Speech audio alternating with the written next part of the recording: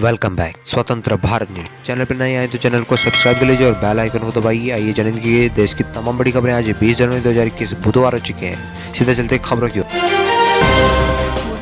बड़ी खबर आ रही है India versus Australia. Ajinkya Rahane ने दी मैच के बाद नेथन लॉयन को दी भारत की जर्सी। आइए जानते हैं पूरी खबर। जी हां, दरअसल गाबा के मैदान पर ऑस्ट्रेलिया की बात खत्म कर दी। टीम इंडिया ने बॉर्डर गावस्कर पर ट्रॉफी अपने नाम कर ली है। चौथे टेस्ट में भारतीय टीम ने 3 विकेट से ऐतिहासिक जीत दर्ज की।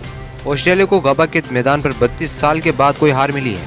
इसके साथ ही मैच के बाद कप्तान अजिंक्य रहाणे ने ऑस्ट्रेलिया गेंदबाज नेथन लॉयन को एक तोहफा दिया। दरअसल लॉयन अपना 100वां मैच खेल रहे थे और प्रेजेंटेशन सेरेमनी के बाद रहाणे ने टीम इंडिया की जर्सी लॉयन को तोहफे में दी।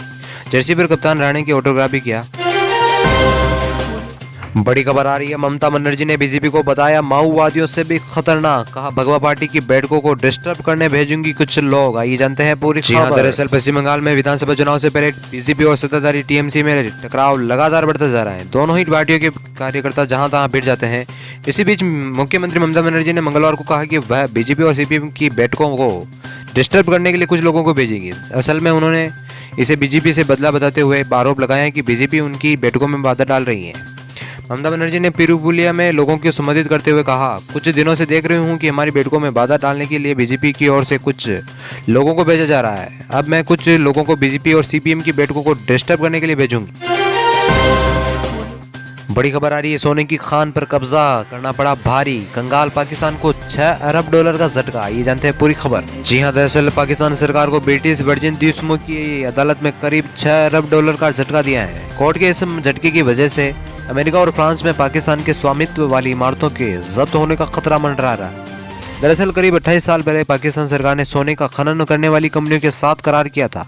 बाद में अरबों डॉलर का सोना मिलने के बाद पाकिस्तान सरकार की नीयत बदल गई और उसने ये समझौता रद्द कर दिया। अब कोर्ट ने कंगाल पाकिस्तान पर 5.9 यानी $6 अरब का जुर्माना लगाया है।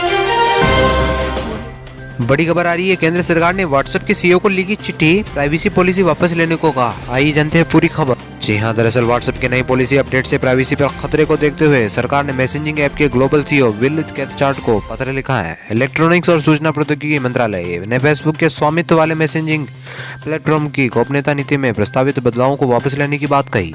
सूत्रों के मुताबिक कैथकार्ट को गोपनीयता, डेटा हस्तांतरण और साझा नीतियों के बारे में सरकार के सवालों के जवाब देने के लिए कहा है।